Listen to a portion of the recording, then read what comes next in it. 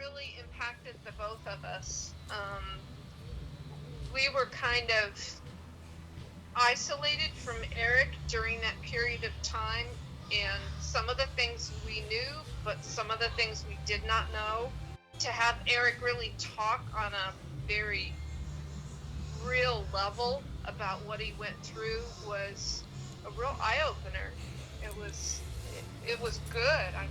We're really proud of him. I know he came close a couple times. I knew he was homeless, but like I told him, Aaron, it really gives me one thing I learned from that is why vets shut out family and friends and isolate. And I didn't really understand that as much as I do now.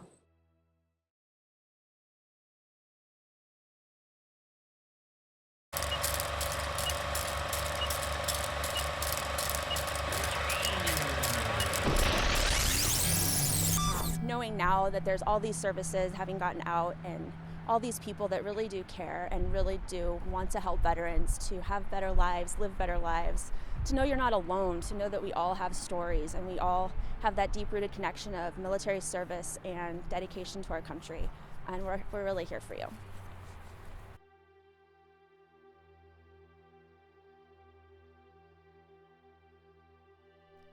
Last season on Struggle Beyond the Decade, I traveled across the United States interviewing veterans in hopes of creating new dialogue about the high rates of veteran suicide sweeping our nation.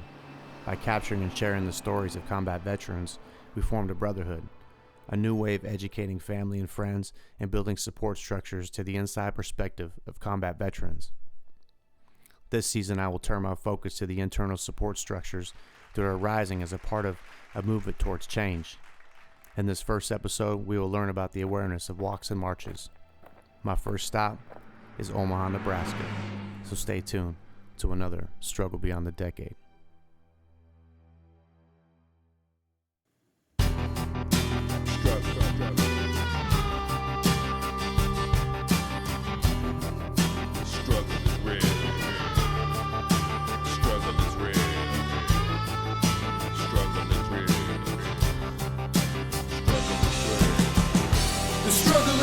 Too many lives, what's the deal? Struggle is real. The struggle is real. Too many lives, what's the deal? Struggle is real. The struggle is real. Too many lives, what's the deal? The struggle is real. The struggle is real. Too many lives, what's the deal? Struggle is real. For many of them, the war goes on.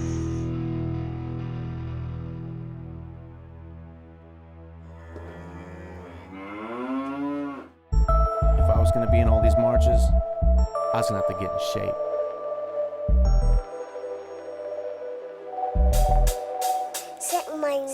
Smile with my brows on my Jack Nicholson. Why with my fans? Cause I'm magnificent. Tell your friends I'm shitting on you, so where depends. I'm still cheesing from puffing on that G-pen. But it all depends, I'm not.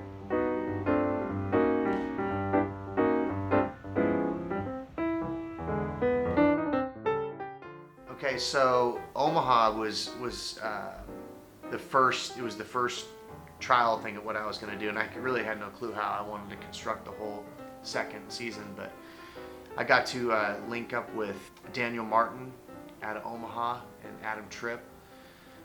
Those guys, they were organizing this march, and I thought it was a great way to start the season off. And I linked up with Putnam and Hise, my two guys that were on from season 1.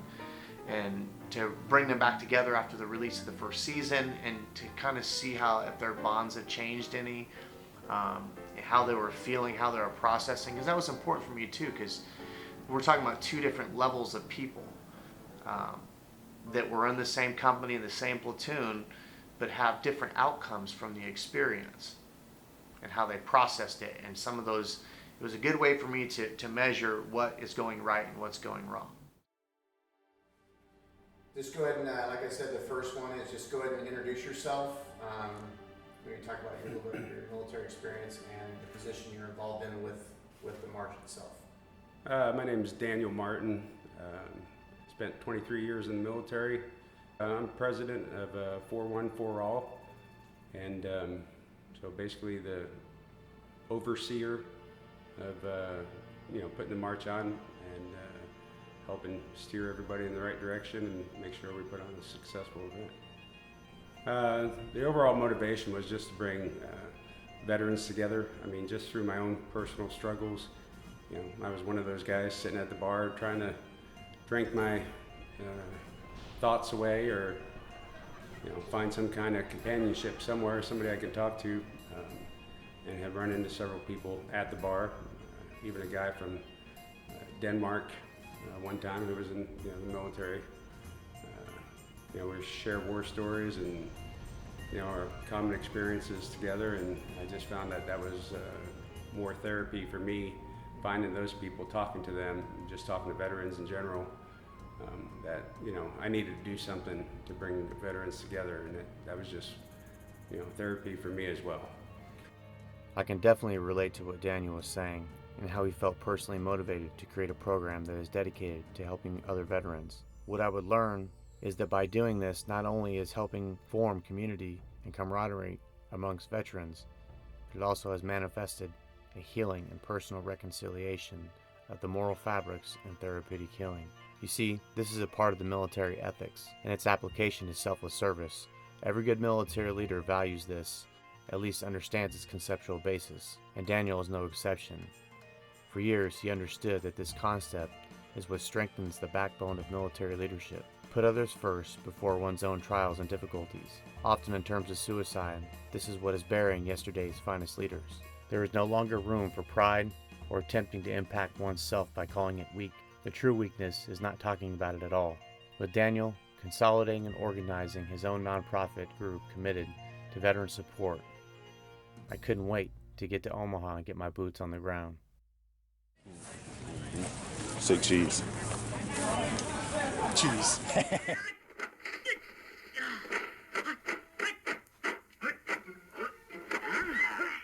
again. This guy never stops practicing. Good. Have a joke with him. I got you going in, got you coming out. That's my strategy. Let me get this real quick. There he is. There he is. This park has like 100 entrances on all sides. So we were out on 168 going in that way, and it's like so The things to come. Take that to the VA when you go to see where he's at. Yeah. Now it's time for the 4-1-4-All 12.8-mile ruck march, committed to raise awareness and bring together a community in support of veterans and first responders. So it was the old tack lights. Okay. You gotta get makeshift. Yeah. Now therefore, I, Gene Stothard, Mayor of the City of Omaha, do hereby proclaim April 29th, 2017 as For One For All Day. In witness whereof I have set my hand and caused the official seal of the City of Omaha to be affixed this 20th day of March 2017. The nonprofit group based in Omaha wanted to make a difference in their community and decided that marching would be the way that they gave back. I had a chance to speak with one of the event coordinators, Tripp, and here's what he had to say. All right, how's it going, guys? My name is Tripp from the organization 4-1-4-All. We're a veteran nonprofit. We're out here today, April 29th, at the 4-1-4-All ruck/walk in support of first responders, veterans, and their family members right here in Omaha, Nebraska. Just a little background about myself and why I wanted to get involved with something like this. So I'm a retired U.S. Army warrant officer. I did just over 20 years, deployed to Afghanistan once, Iraq 3 times, and as a service member, that kind of gets in your blood, the whole service aspect of it and being a part of something bigger than yourself. And I was kind of missing that when I retired in February of 2015. I was just kind of going around different jobs and I wasn't feeling satisfied, and I realized what I was missing was that service. So I served my country, and now coming back home here to Omaha, I wanted to serve our community. And what we did, we realized that we had a lot of local heroes right here in our communities that put their lives on the line day in and day out. Like I said, I'm a veteran. I have a lot of veteran friends, but I also recognize that there are first responders here in the community that are also putting their lives on the line, and they were getting kind of put on the back burner. So that's why, the name of this ruck, we put first responders first. And don't get me wrong, we are all about veterans and they are not going to be excluded, but what we're doing right now is really kind of putting their issues and their awareness to the forefront. There's some issues basically with their lifestyle. You know, they're working long shifts, long hours. They see a lot of terrible things that they have to go through, and they're dealing with physical issues, emotional issues, social issues, and family issues. And we want to kind of take care of that. So we're starting up programs and services that are going to benefit their well-being. And this is the first one with this Ruck March. So we're trying to show the community that, hey, we support you guys. We're here, even though, you know, it's supposed to rain, it's cold, but we're out here supporting you guys. They don't get a day off, you know, when it's raining and it's cold, and we're going to be out here supporting them every step of the way.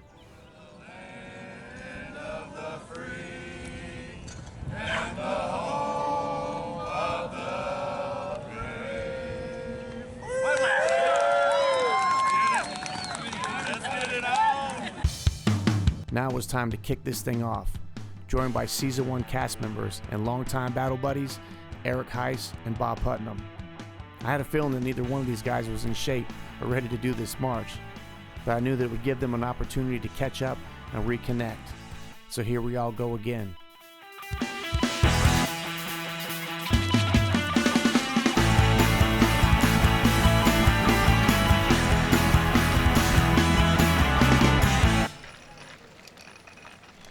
All right, my name is Nicholas Guthrie, ACO 1504, 82nd Airborne Division. Right now, I think it's gotten more to the point of being an epidemic. You know, when you have 22 veterans a day, and actually it's more than that, 22 veterans a day that are committing suicide, you know, that's unacceptable. I think doing events like this where you can get, you know, a group of guys together, kind of bring that camaraderie back, I think that's one of the big things that a lot of people are missing.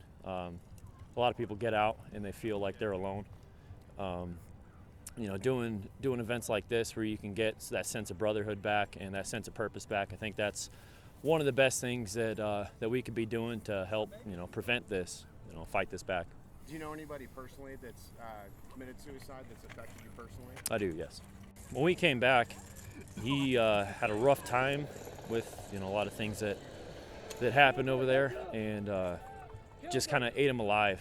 And when it's a hard thing to really be able to see, because you know, when you're around your buddies, it's, you know, you got to be strong, you got to be cool, you know, all this stuff, but you don't really want to tell anybody that there's something eating you up on the inside. And that was his thing. He let his pride get in his way, and he wouldn't let people help him out. And so what would you do to combat that now? What would you suggest to everybody out there that's watching this that would be able to, you give them a piece of advice to change that, start making just change? Stay up on him. Invite him to things. Check in on him. Hey man, how are you doing? I got a cookout coming up this weekend. It's going to be nice, unlike today. You know, just kind of stay up on him. Check in on him. You know, throughout the time, because the worst thing is that sense of feeling alone. So if, you know, your buddy's got this this issue, or maybe he doesn't, but, you know, just check in on him. Let him know that he's not alone in this. All right, once again, Nicholas Guthrie, ACO 1504, 82nd Airborne. Anybody needs anything, I'm here for you. Airborne! Suicide shouldn't be the only option. There are hundreds and hundreds of veterans out there that would be more than willing to listen to you. I think that's the beautiful thing about the veteran community, is you meet veterans that are complete strangers, and there's an instant bond. You know, I've never met you guys, and now, you know, we all automatically have a connection, and just within a matter of minutes. And it's a beautiful thing when we all come together. One of the things that I wanted to find out going through Season 1 and Season 2 was to kind of figure out in Season 1 where veterans are at with their traumas. You know, how are they processing it? How do they talk about things? What outlets are they using? What forms of therapy have they tried, find successful, and things that are not helpful in general. So I got a good basis on that, and I also figured out, one of the things that I also figured out was the communication breakdown. You know, we're all communicators. We all used to be in a small community, but now we're all spread out, and nobody talks to each other. Whether that's because you're trying to wash away old scars and you don't want to jog up an old memory because you hang out with one of your old soldiers or one of your old battle buddies. So I think that for myself, I experienced that a little bit, was just kind of the whole, I felt like I needed to separate completely from this culture that I once knew so well, because it was going to help me process the hard memories that were attached to going to war and some of the experiences that happened within that. And those who really know me, those who served with me, know some of those things that I'm talking about. So, you know, it's not about, it was never about, on season 1, it was never about exposing people's trauma and try to make them, you know, be put on the spot to share something graphic. It was about letting people see their eyes and let them see their process. And even as some of them were being interviewed, some of them were talking about some of those things for the very first time. Some of them were unraveling things in their own, unraveling or unjogging things from their own memory that they haven't even processed yet. And they were in this kind of this weird dynamic where they were being interviewed about it and actually being questioned about it. And they were finding their own realities, their own, you know, their own shift in their own processing and growth. You know, we all have our own things that keep us down, or we use to medicate on for when you're having a bad day. You know, you have such an immense responsibility when you're overseas in a combat zone. It doesn't matter what you do, really. You know, if you're a leader or a team leader or just a team member, you know, your responsibility is enormous. And I think when you come back to the States, you don't have that. You don't have that sense of being in responsibility anymore. Nothing compares stateside to that responsibility you had overseas. Like I said, it doesn't matter the position you're in, and that's what really got me. I feel like I just didn't have control of anything anymore. And I mean, not even myself. And it drove me absolutely crazy.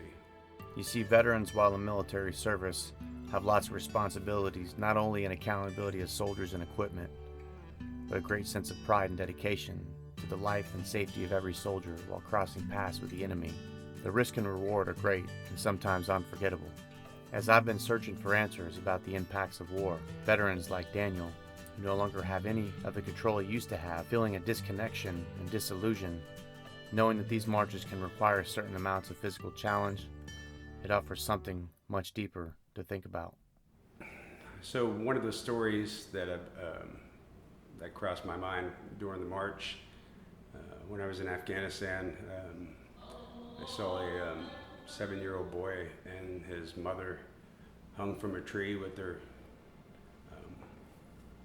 they had their throats slashed with American money stuffed in their throats, because apparently they had American money on them.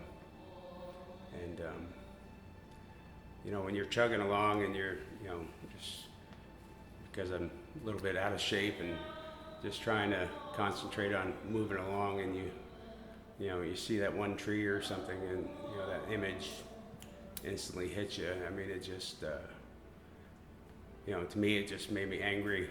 So I just, you know, try to put on a good face and just push harder. And you know, I think that kind of stuff just is what keeps me going, instead of sitting down and just feeling sorry for myself. I just, you know, use that anger or that moment to do something physical, stay active somehow, some way, doing something. This is the most important and crucial period of your lives, for what you do now and what you decide now at this age may well determine which way your life shall go. And the question is whether you have a proper, a solid, and a sound blueprint. And I want to suggest some of the things that should be in your life's blueprint. Number one, in your life's blueprint should be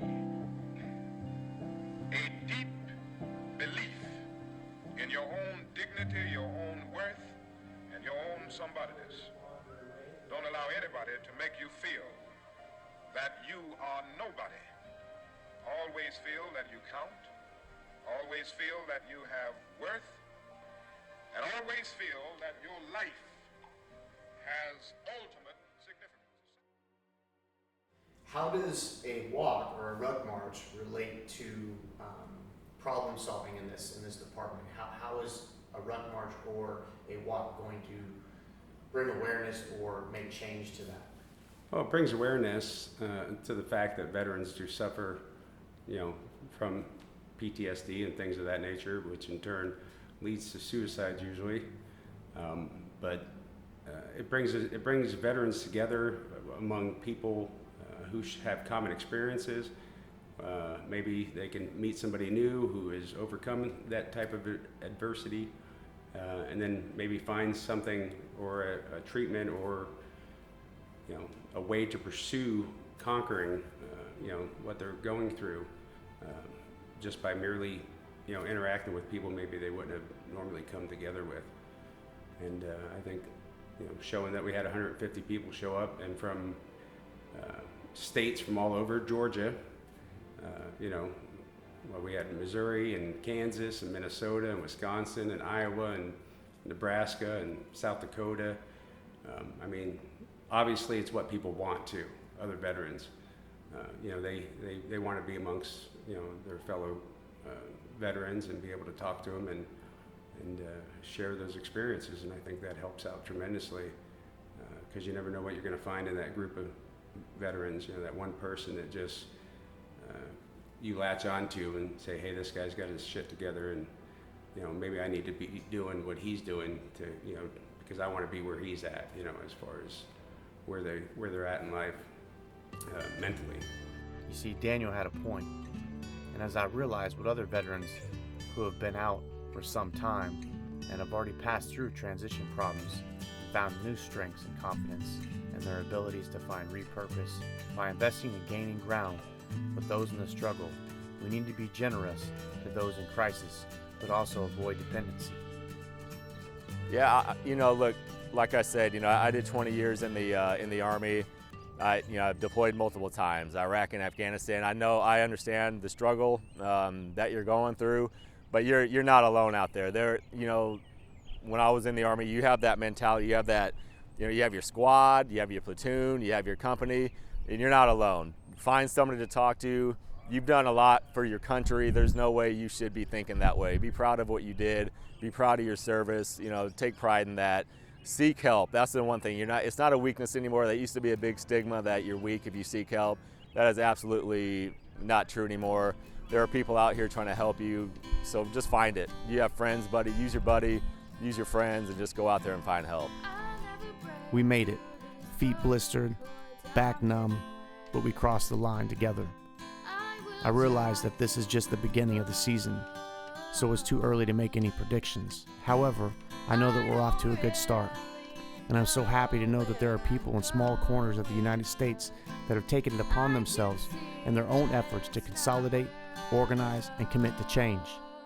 Know this, that if that someone is you, standing on the edge, with considerations of ending their life short, to know the pain, I challenge you to look to your left and look to your right. What may feel suffocating is only temporary. Free yourself. Free yourself from toxic people. Free yourself from captivity and isolation. Find a new purpose and allow time to tell how great it can be. You are not alone. Many veterans commit suicide because they feel alone, but too prideful because of stigmas that keep their soul in poverty. There are several complex issues associated with veterans facing the reflection of his own warrior spirit. But let me tell you this, even while walking down the valley of darkness, you are not alone. If you are a family member, a friend, or in a relationship with a veteran, seek the guidance and understanding of the treatment. Far too many suicides happen impulsively. Do not contribute to the racing feelings of guilt or pain.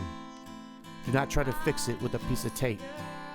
Would you expect a person without a leg to just get up and walk? Or would you call him names and leave him when he can no longer enjoy the same activities from the past? The movement must continue. Enough is enough. My next stop is at Martha's Vineyard, so stay tuned to another Struggle Beyond the Decade.